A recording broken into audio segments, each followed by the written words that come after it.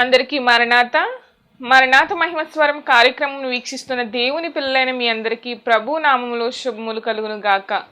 ప్రతిరోజు ఇదే సమయమునకు ఈ కార్యక్రమం వీక్షించి దైవాశీర్వాదములు పొందండి. ఇప్పుడు పాస్టర్ సామ్యూల్ సుందర్ రెడ్డి గారు దేవుని వాక్య వర్తమానం అందిస్తారు. శ్రద్ధగా ఆలకించండి.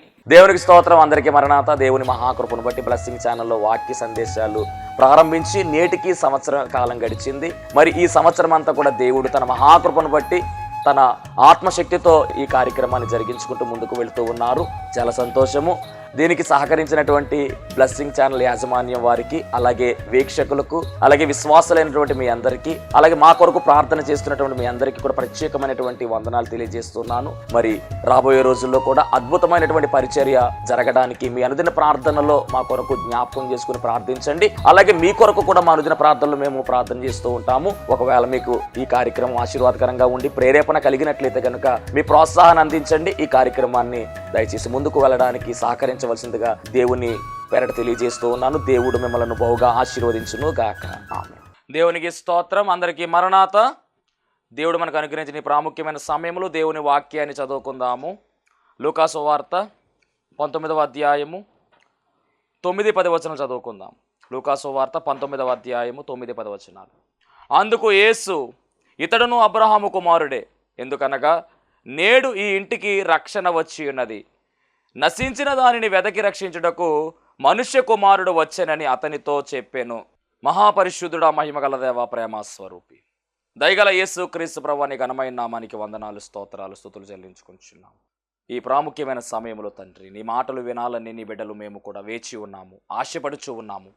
ఆశపడే ప్రాణమును తృప్తిపరచువాడు నీవు మాత్రమే కనుక కొద్ది నిమిషములు తండ్రి మాతో మీరు మాట్లాడి మహిమ పొందుకోమని త్వరగా పెండ్లి కుమారుడుగా రానయ్యున్న యేసు క్రీస్తు వారి నామములో అడిగి వేడుకొనుచున్నాము పరమ తండ్రి. ఆమేన్. దేవనామమున మీ ఎల్లరకు శుభములు కలుగునుగాక. ఆమేన్. అందరూ బాగున్నారండి? దేవుని మహాకృపను బట్టి మరి ఒక పర్యాయము దేవుని వాక్యాన్ని అందించడానికి దేవుడు కృప చూపించారు.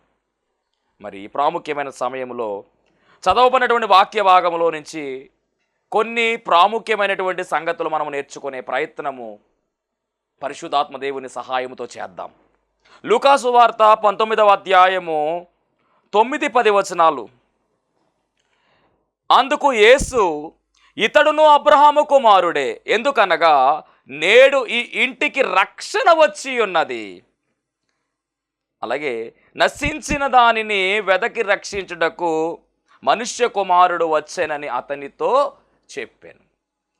మరి లూకా సువార్త 19వ అధ్యాయం అనగానే చిన్నపిల్లలు మొదలుకొని పెద్దవారు వరకు కూడా తెలిసినటువంటి ఒక వృత్తాంతము ఇక్కడ పొందుపరిచారు.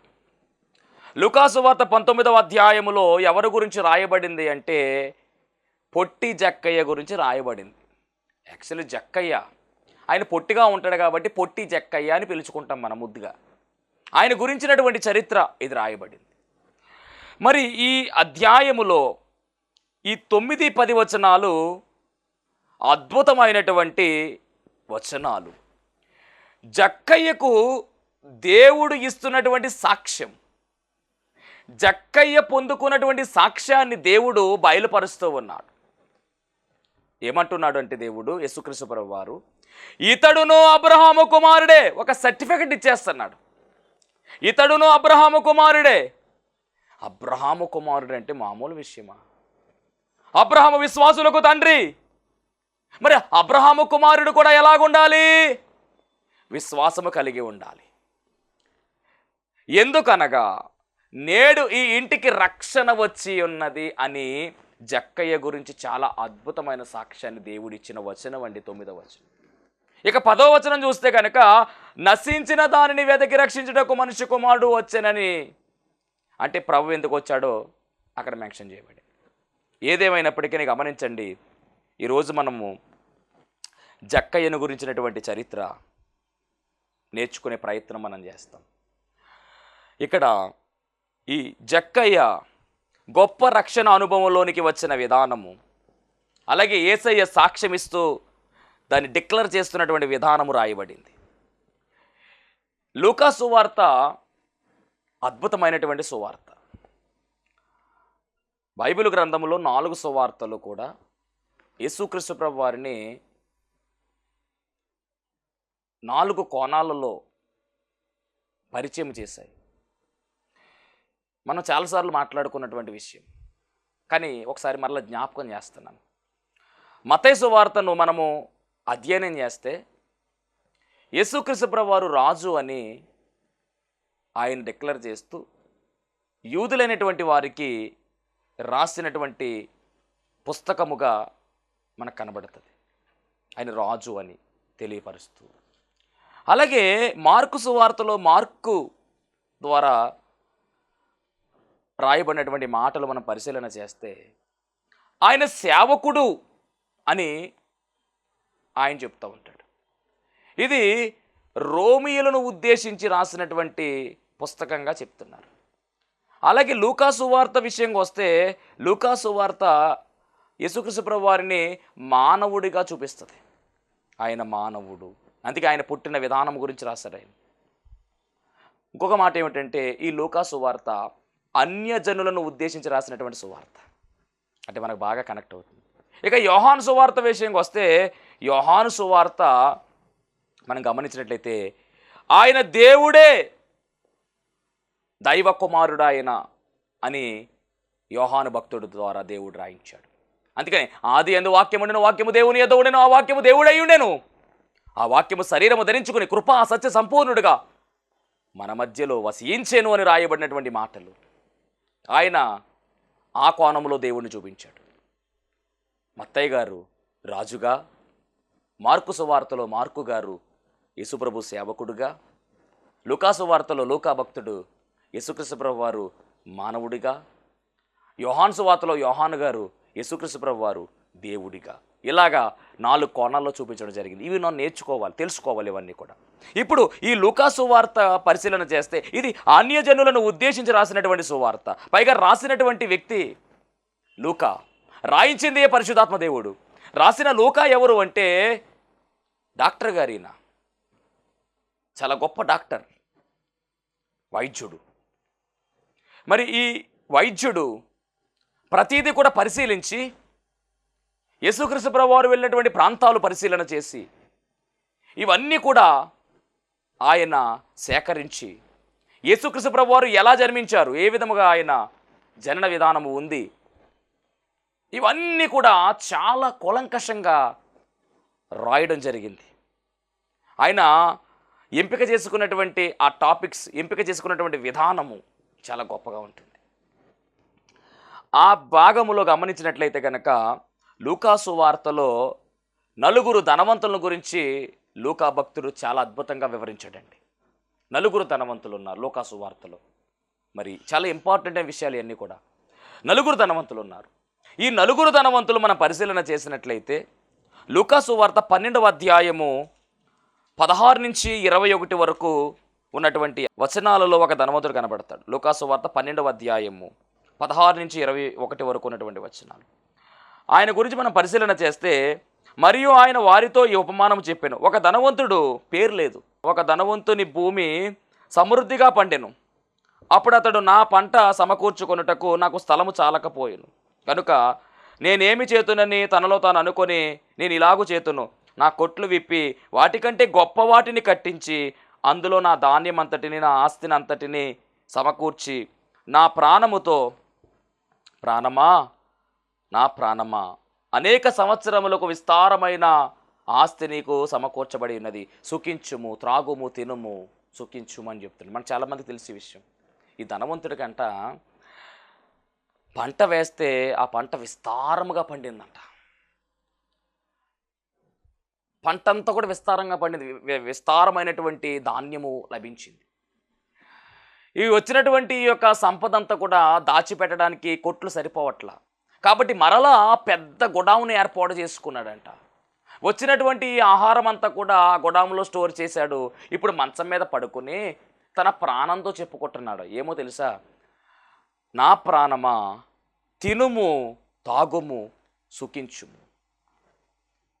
నీకు చాలా అధిక మొత్తంలో ఆహారాన్ని సంపాదించి పెట్టేశా, నువ్వు దేని విషయంలో కూడా చింతించక్కల్లా. నీకు ఏం కావాలో తిను, ఏం కావాలో త్రాగు, చక్కగా సుఖించు అని తన ప్రాణముతో చెప్పుకుంటుంటే అప్పుడు దేవుడు అంటున్నాడు కదా, వెర్రివాడా, ఈ రాత్రే నీ ప్రాణం అడుగుచున్నాను, నీవు సిద్ధపరిచినవి ఎవని వగునని అతనితో చెప్పాను. దేవుని ఎడల ధనవంతుడు కాక తన కొరకే సమకూర్చుకున్నవాడు అలాగుననే యుండునని చెప్పాను. గమనించారా? వీడి ఉద్దేశం ఎలా ఉంది అంటే ఇక డబ్బే ప్రాధాన్యత, డబ్బే జీవితము అన్నట్లుగా వెళ్ళిపోతున్నాడు. నేను చెప్తున్నటువంటి మాట, బ్రతకడానికి డబ్బులు అవసరమే, కానీ బ్రతికే డబ్బు అయిపోకూడదు. గమనించండి, ఉండడానికి అవసరాలకు డబ్బు కావాలి. ఇక డబ్బే అవసరంగా మనం జీవించగంటికి మనం లైఫ్లో ఇబ్బంది పడతాం. చాలామంది డబ్బే లోకంగా జీవిస్తూ ఉంటారు. డబ్బు సంపాదించాలి. డబ్బు సంపాదించడం అనేది మన జీవితంలో ఒక భాగం అవ్వాలి. సంపాదనే జీవితంగా మారిపోతే మట్టికి చాలా ఇబ్బంది పడతాం. ధనాపేక్ష సమస్త కీడులకు మూలమని రాయబడింది బైబిల్ గ్రంథములో. సిరిని, దేవుణ్ణి ఏకరీతిగా ప్రేమించడం అసాధ్యము. ప్రేమిస్తే నన్ను ప్రేమించండి, లేకపోతే సిరిని ప్రేమించండి, ఆ డబ్బుని ప్రేమించండి. రెండింటిని బ్యాలెన్స్ చేయడం కష్టం. ఎందుకంటే ఇద్దరు యజమానుల దగ్గర ఒక పనివాడు పని చేయడం చాలా కష్టం. కాబట్టి ధనం విషయంలో చాలా జాగ్రత్తగా ఉండాలండి. ధనం ఎలాంటిదంటే కలిసి ఉన్నటువంటి వారిని విడగొట్టేస్తుంది. అన్నదమ్ముల మధ్య వైరం పెట్టేది, చిచ్చు పెట్టేది ధనమే. ఎంత కలిసి ఉన్నప్పటికీ ఖచ్చితంగా డబ్బు దగ్గర సమస్య వస్తుంది, డబ్బు దగ్గర ఇబ్బంది వస్తుంది. మనుషులు ద్వేషాలతో రగిలిపోయేలా చేస్తుంది. అంత మాత్రమే కాదు, ఆస్తి తగాదాలలో గొడవలు, కొట్లాటలు, చంపేటటువంటి క్రమము కూడా ఉంది. అంత డేంజర్. కాబట్టి జాగ్రత్తగా మన కనీస అవసరాలకు ఉంటే సరిపోతుంది, అంతకు మించి అవసరం లేదు. ఇక్కడ ధనవంతుల గురించి చెబుతున్నటువంటి మాట ఇది. ధనాపేక్ష సమస్త కిడులకు మూలము. దేవుని ఎడల ధనవంతుడు కాక తన కొరకు సమకూర్చుకొనివాడు అలాగుననే ఉండును. దేవుని కొరకు మనము ధనవంతులుగా ఉండాలి. దేవుని ఎడల ధనవంతుడు కాక అంటే దేవుని కలిగి ఉంటే ధనవంతుడే. మన దగ్గర ఎంత డబ్బు ఉన్నా కానీ, ఎంత ఆస్తి ఉన్నప్పటికీ యేసుక్రీస్తు ప్రభువారిని మనం కలిగి లేకపోతే మనము ధనవంతులము కాదు. మన దగ్గర డబ్బు లేకపోయినా కానీ యేసయ్యను మనం కలిగి ఉంటే మనము ధనవంతులమే. ఎందుకంటే ఆయన ధనవంతుడై ఉన్నాడు. మనం ధనవంతులుగా చేయడానికి ఆయన దీనుడుగా, హీనుడుగా, రిక్తుడుగా, ఏమీ లేనివాడుగా ఈ లోకానికి వచ్చి వేశాడు. ఆయన ధనవంతుడై ఉన్నాడు. కాబట్టి నేను చెప్తున్నటువంటి మాట ఏమిటంటే ఇక్కడ ఉన్నటువంటి ఈ ధనవంతుడు ఎలాంటి వాడు అంటే ఇక వీడికి దేవునితో పని లేదు. ధనమే ప్రపంచము, డబ్బే ప్రపంచము. సంపాదించాడు, ఆశ సంపాదించాడు, ఆహారం సంపాదించాడు, తన ప్రాణంతో చెబుతున్నాడు. కానీ దేవుడు అంటున్నాడు కదా, నీకు రేపొద్దున దాకా ఎందుకు కానీ ఈ రాత్రే నీ ప్రాణం అడిగితే నీ సంపాదన ఏమైపోతుంది. కాబట్టి ఉన్న దాంట్లో మనం తృప్తి పొందాలి, లేని వారికి సహాయం చేయాలి. చనిపోయిన తర్వాత కోట్లు కుప్పలో కూడా పట్టుకెళ్ళలేం. మనం ఎంత సంపాదించినా కానీ చిల్లి గవ్వ కూడా మనం కూడా తీసుకుని వెళ్ళలేం. ఎలా వచ్చామో అలాగే వెళ్ళిపోతాం. దిగంబరిగానే వెళ్ళిపోతాం. ఏది కూడా మనం వెంట తీసుకుని వెళ్ళలేం. నాది అనుకున్నది ఏది కూడా మనం వెంట రాదు. గమనించాలి. ఇల్లు నాది, స్థలం నాది, నా పొలం, ఇది పొలం నాది, ఈ ఉద్యోగం నాది, ఈ బెడ్ నాది, ఈ ఫుడ్ నాది అని నాది నాది నాది నాది ఏమి నీది? అన్నీ నీదే. చనిపోయిన తర్వాత నీ ఇష్టం ఏమీ జరగదు. తీసుకెళ్ళి కప్పెడతారు, ఎంత అయిపోతుంది అక్కడతోటి. సంపాదించిన సంపాదన అనుభవిద్దామనుకున్నాం, ఏమనుభవించాం? నేను చెప్తున్న మాట ఏమిటంటే ఉన్న దాంట్లో తృప్తి పడాలి, లేని వారికి పెట్టాలి, ధర్మకార్యాలు చేయాలి, క్రీస్తు ప్రేమను పంచాలి, లేని వారికి సహాయము చేయాలి. లేని వారికి సహాయము చేసే స్థితిలో దేవుడు మనల్ని ఉంచాడు కనుక పంచిపెట్టాలి. దేవునికి మహిమ కలుగును గాక. ఇది ఈ ధనవంతుడైతే అలాంటిది ఏమీ లేదండి. ధనము సంపాదించుకున్నాడో దాచేసుకున్నాడు, లేని వారికి ఇవ్వలేదు. సరిపోవట్లేదని చెప్పి కొట్లు ఇంకా కట్టించాడంట. గుడారాన్ని పెద్ద చేశాడు, గోడౌన్స్ని పెద్ద చేశాడు, దాంట్లో దాచిపెట్టాడు. ఈ మొదటి ధనవంతుడు. ఇక రెండవ ధనవంతుడు ఎవరు అంటే కనుక లూకాసు వార్త 16వ అధ్యాయము, లూకాసు వార్త 16వ అధ్యాయము 19 నుంచి 31 వరకు ఉన్నటువంటి ధనవంతుడు, రెండవ ధనవంతుడు. 16వ అధ్యాయంలో 19 నుంచి 21. ధనవంతుడు ఒకడు ఉండెను, అతడు ఓదారంగు బట్టలున్న సన్నపు నార వస్త్రములు ధరించుకొని ప్రతిదినము బహుగా సుఖించుచుండువాడు. అదండి ఈ ధనవంతుడు ఎవరు అంటే మనందరికీ బాగా పరిచయం. ధనవంతుడు లాజరు గురించి మనం బాగా విన్నాం. ఆ ధనవంతుడు ఈ ధనవంతుడు, వీడు కూడా పేరు లేదు. ఈ ధనవంతుడు ఓదారంగు బట్టలు అలాగే సన్నపు నార బట్టలు ధరించుకొని, అంటే ఓదారంగు బట్టలు అంటే చాలా విలువైనటువంటి వస్త్రాలని. ఓదారంగు పొడి అమ్మే లూదియా, ఓదారంగు పొడి చాలా కాస్ట్ ఎక్కువ. ఓదారంగు పొడి అద్దినటువంటి ఈ బట్టలు, ఈ వస్త్రాలు రాచరిక వస్త్రాలు, రాజులు ధరించుకునేటటువంటి వస్త్రాలు అవి.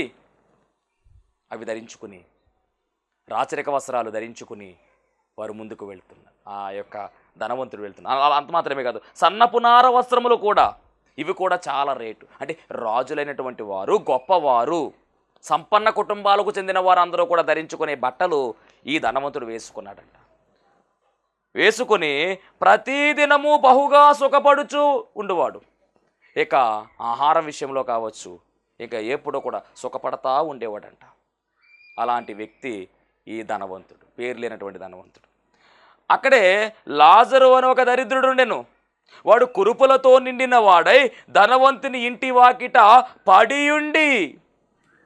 చూడండి ఎంత దుస్థితో. కురుపులతో నిండిన వాడై ధనవంతుని ఇంటి వాకిట పడియుండి, అతని బల్ల మీద నుండి పడు రొట్టె ముక్కలతో ఆకలి కోరెను. అంటే ధనవంతుడేమో లగ్జరీ, రాయల్ లైఫ్, చాలా లగ్జరీ లైఫ్, అద్భుతమైనటువంటి ఆహారం తింటూ ఉన్నాడు, అద్భుతమైన వస్త్రాలతో ఉన్నాడు, ఆరోగ్యము బాగుంది, ఆర్థిక పరంగా బాగున్నాడు, ఆహారం బాగుంది, అన్నీ బాగానే ఉన్నాయి. కానీ ఈ ధనవంతుని యొక్క గుమ్మం దగ్గర దరిద్రుడుగా పడి ఉన్నటువంటి లాజరుకు సరైన వస్త్రాలు లేవు, సరైనటువంటి ఆరోగ్యము లేదు, సరైనటువంటి ఆహారము లేదు. ధనవంతుడికి ఆహారం ఉంది, ఆరోగ్యం ఉంది, ఐశ్వర్యం ఉంది, వస్త్రాలు ఉన్నాయి, అన్నీ ఉన్నాయి. ఏమీ లేని వాడికి ఈ ధనవంతుడు ఏమీ ఇవ్వట్లా.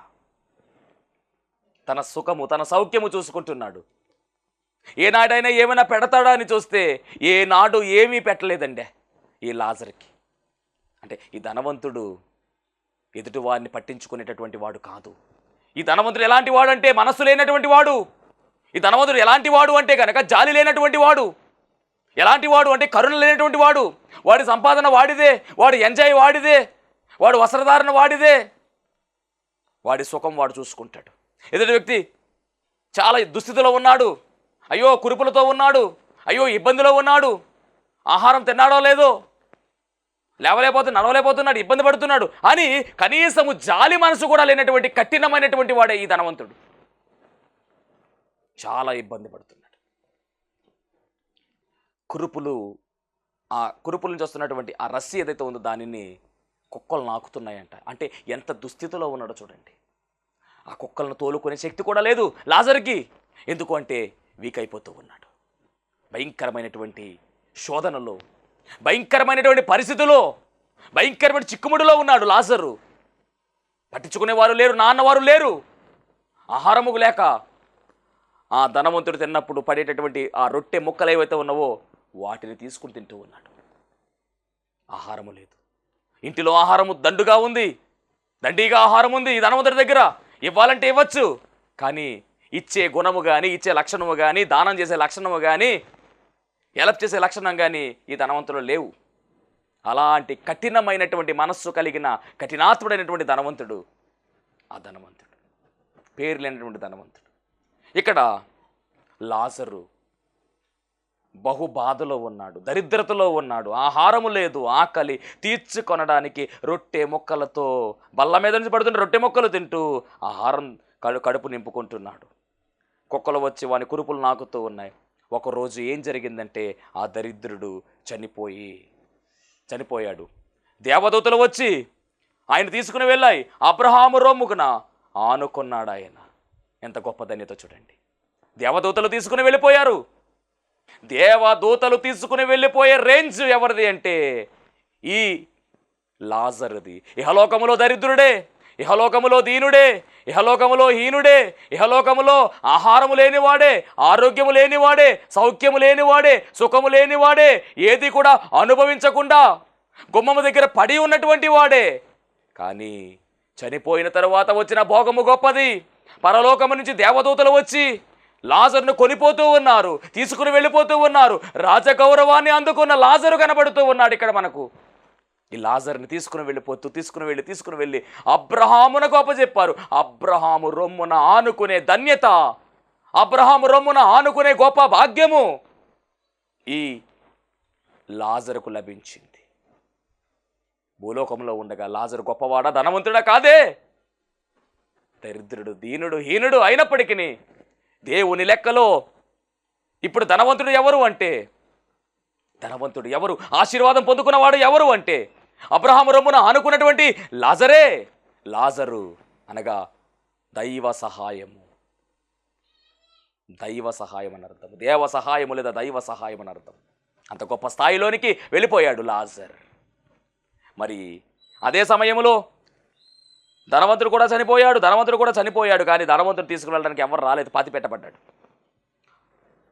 అప్పుడు పాతాళములో బాధపడుచు కన్నులెత్తి దూరము నుండి అబ్రహామును అతని రొమ్మున ఆనుకొనిన లాజరును చూచి ఇప్పుడు చూస్తున్న లాజర్ని గమనించండి. ధనవంతుడు చనిపోయాడు, పాతి పెట్టబడ్డాడు. ఈ ధనవంతుడు పాతాళంలోకి వెళ్ళిపోయాడు, అగ్నిగుండంలోకి వెళ్ళిపోయాడు. అగ్ని మండుతా ఉంది. అక్కడి నుంచి యాతన పడుతూ ఉన్నాడు, చాలా ఇబ్బంది పడుతూ ఉన్నాడు. అక్కడి నుంచి చూస్తూ ఉంటే దూరంగా ఎవరు కనపడ్డాడంటే అబ్రహాం కనపడ్డాడు. అబ్రహాము రొమ్మున ఎవరు ఉన్నాడంటే కనుక ఈ లాజరు ఉన్నాడు. అప్పుడు అబ్రహాముతో, తండ్రివైన అబ్రహామా, నా యందు కనికరపడి తన వ్రేలి కొనను నీళ్లలో ముంచి నా నాలుకను చల్లార్చుటకు లాజరును పంపము. ఏంటేంటి, గుమ్మం దగ్గర పడి ఉన్నప్పుడు ఎప్పుడైనా సహాయం చేశాడు వీడు? కానీ ఇప్పుడు ఇటు దావతేస్తుందంట, ఆ లాజర్ని పంపించు అని అడుగుతున్నాడు. అప్పుడు అబ్రహాం అంటాడు కదా, అలా పంపించడం కుదరదు. కుమారుడా, నీవు నీ జీవిత కాలమందు నీకు ఇష్టమైనట్టు సుఖం అనుభవించుతివి. అలాగుని లాజరు కష్టం అనుభవించిన జ్ఞాపకం చేసుకొనుము. ఇప్పుడైతే వాడు ఇక్కడ నెమ్మది పొందుచున్నాడు, నీవు యాతన పడుచున్నావు. అక్కడి నుంచి ఎక్కడికి వెళ్ళడానికి లేదు, ఇక్కడి నుంచి అక్కడికి వెళ్ళడానికి లేదు, మధ్యలో అగాధం ఉంది. కాబట్టి నేను చెప్తున్నటువంటి మాట ఏమిటంటే, ఎదుటి వ్యక్తికి సహాయపడే గుణం మనం కలిగి ఉండాలి. ఉన్న దాంట్లోనే లేనివాడికి ఇస్తే అది చాలా గొప్ప ఆశీర్వాదం. కానీ ఈ ధనవంతుడు లాజరుని పట్టించుకోలేదు. ఇప్పుడు లాజరు ఆశీర్వాదం అంతస్తులో ఉండి అబ్రహాము రొమ్మున ఆనుకుని ఉంటే ధనవంతుడు పాతాళ లోకములో ఇబ్బంది పడుతూ ఉన్నాడు. ఇప్పుడు లాజరు యొక్క అవసరత ఈ ధనవంతుడికి వచ్చింది. కానీ అబ్రహాం అన్నాడు కదా, అలా కుదరదు అని చెప్తూ ఉన్నాడు. గమనించారా? ఈ ధనవంతుడు, ఈ లాజరులో ఈ ధనవంతుడు కూడా ఎలాంటి వాడంటే డబ్బు పిచ్చి పట్టేసింది. అంత మాత్రమే కాదు, మరి ఈ ధనవంతుడు ఎలాంటి వాడు అంటే కనుక లగ్జరీ లైఫ్ కలిగిన వాడు. వస్త్రధారణ విషయంలో, ఆహార విషయంలో సుఖాన్ని అనుభవిస్తూ ముందుకు వెళ్ళిపోయాడు. కష్టంలో ఉన్నటువంటి లాజర్ని కనీసం పట్టి మూర్ఖుడు. అలాంటి వాడికి ఏం లభించిందంటే పాతాళం లభించింది. కాబట్టి జాగ్రత్త. ధనాపేక్ష సమస్త కీడులకు మూలము. దీనితో చాలా జాగ్రత్తగా ఉండాలి. ఇది రెండవ కేటగిరీ, రెండవ ధనవంతుడు. ఇక మూడవ ధనవంతుడు ఎవరు? బైబిల్ గ్రంథంలో లూకాసు వార్తలో చూస్తే కనుక మూడవ ధనవంతుడు లూకాసు వార్త 18వ అధ్యాయములో 18-25 వరకు ఉన్నటువంటి ఆ భాగంలో, వచన భాగంలో రాయబడినటువంటి ధనవంతుడు. ఒక అధికారి ఆయనను చూసి, సద్బోధకుడా, నిత్య జీవముకు వారసులగుటకు నేనేమి చేయవలని ఆయనను అడిగాను. ఒక అధికారి వచ్చాడండి ఈసారి. ఈ ధనవంతుడు ఎవరంటే ఒక అధికారి, డబ్బు బాగా సంపాదించినటువంటి ఒక అధికారి.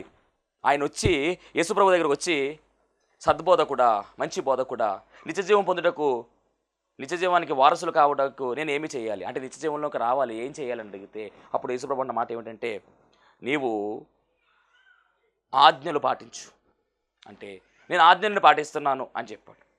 అప్పుడు యేసుప్రభు అన్నాడు కదా, నీకు ఇంకనూ ఒకటి కొదువుగా ఉన్నది, నీకు కలిగినవన్నీ అమ్మి బేదలకెమ్ము, అప్పుడు పరలోకమందు నీకు ధనము కలుగును, నీవు వచ్చి నన్ను వెంబడింపమని అతనితో చెప్పాను. గమనించండి, నీకు నిత్యరాజ్యంలో స్థానము కావాలంటే ఒక పని చేయి. నీకు కలిగిందంతా కూడా అమ్మేసి బేదలకు ఇచ్చేయి, నన్ను వెంబడించు. ఆస్తి అంతా బేదలకు ఇచ్చేయి, అమ్మేసి నన్ను వెంబడించు. అప్పుడు నువ్వు కోరుకున్నట్టుగా నిత్యరాజ్యంలోనికి అవకాశం వస్తుంది అని చెప్తే, ఈ ధనవంతుడు అంటండి మిక్కిలి ధనవంతుడు. అతడు మిక్కిలి ధనవంతుడు కనుక ఈ మాటలు విని మిక్కిలి వ్యసనపడుచు కోప్పడగా యేసు అతన్ని చూసి, ఆస్తి గలవారు దేవుని రాజ్యంలో ప్రవేశించుట ఎంతో దుర్లభము. ధనవంతుడు దేవుని రాజ్యంలో ప్రవేశించడం కంటే సూది బెజ్జములో ఒంటే దూరుట సులభమని చెప్పాను. అది కాబట్టి చాలా జాగ్రత్త. డబ్బు డబ్బు డబ్బు అనేటటువంటి తలంపు మనలో ఉండడానికి వీలు లేదు. ఇతడు మిక్కిలి ధనవంతుడుగా ఉన్నాడు కనుక ఆ మాటలు నచ్చలేదు అతనికి. యేసుక్రీస్తు చెప్తున్న మాట ఏమిటంటే, నీ ధనమంతా కూడా అమ్మి బేదలకు ఇచ్చే, నన్ను వెంబడించు. ఈ మాటలు నచ్చక వెళ్ళిపోయాడు. మహోన్నతుని వందనాలు, స్తోత్రాలు ప్రభు. ఎత్తబడినటువంటి వాక్యము ద్వారా రావాల్సిన దీవెన సమృద్ధిగా నీ బిడ్డలకు దయచేయమని తండ్రి. ఇదిగో ప్రభు, మరి జక్కయ్య జీవితంలో జరిగినటువంటి అద్భుత ఆశ్చర్య కార్యాలు తండ్రి నీ బిడ్డల జీవితంలో జరిగించమని, ధన మోహము లేకుండా ప్రభు నీ మోహము కలిగి నాయన, నీ యందు ప్రభు నాయన ప్రేమ కలిగి, నీ యందు ఆసక్తి కలిగి ముందుకు సాగడానికి, ఎగిరి మేఘమెక్కడానికి గల ధన్యతా భాగ్యం నీ బిడ్డలందరికీ దయచేయమని, ఎల్లప్పుడూ కృపాక్షముల వెంట ఉత్తర సహాయం అనుగ్రహించమని యేసు నామములో అడుగుచున్నాం పరమ తండ్రి, ఆమేన్. అందరికీ మరణాత. దేవునికి స్తోత్రం. అందరికీ వందన మరణాత తెలియజేస్తున్నాను. మరణాత మహిమస్వరం అనే ఆధ్యాత్మిక కార్యక్రమాన్ని వీక్షిస్తున్న మీ అందరికీ కూడా మరి ఒక పర్యాయము ప్రభు పేర వందన మరణాత తెలియజేస్తూ ఉన్నాను. మరి ఈ కార్యక్రమము ఎంతో ఆశీర్వాదంగా ఉందని, ఈ కార్యక్రమం ద్వారా ఎన్నో మేళ్లు పొందుకున్నామని మరి మీరందరూ కూడా ఫోన్ కాల్ చేస్తూ ఉన్నారు. చాలా సంతోషము. ఎన్నో అద్భుత ఆశ్చర్యకార్యాలు దేవాదేవుడు ఈ కార్యక్రమం ద్వారా జరిగిస్తున్నారు. దేవుని నామమునికి మహిమ కలుగునుగాక. మరి మీరు చూస్తున్నటువంటి ఈ యొక్క షెడ్ గురించి గతంలో మీకు చెప్పడం జరిగింది. యజమానుడు మరి దీన్ని బేరం పెట్టారని చెప్పేసి, దీన్ని తీసుకుంటే ఇక్కడ ఆరాధన జరుగుతుంది, లేకపోతే మనం బయటికి వెళ్ళాలనేటువంటి పరిస్థితిని మీకు చెప్పినందుకు చాలామంది మరి సహకరించారు. కొంతమంది మరి అమౌంట్ పంపించడం జరిగింది, అలాగే ప్రార్థన చేయడం జరిగింది. దేవుని మహాకృపను బట్టి పంపించినటువంటి కొంత అమౌంట్ మరి యజమానుడికి కట్టడం జరిగింది. ఇంకా చాలా అమౌంట్ మనము వారికి ఇవ్వాల్సి ఉంది కనుక మరి ఈ కార్యక్రమాన్ని వీక్షిస్తున్నటువంటి మీకు ఎవరికైనా కనుక ప్రేరేపణ కలిగినట్లయితే కనుక మరి మీ వంతు సహకారాన్ని అందించండి.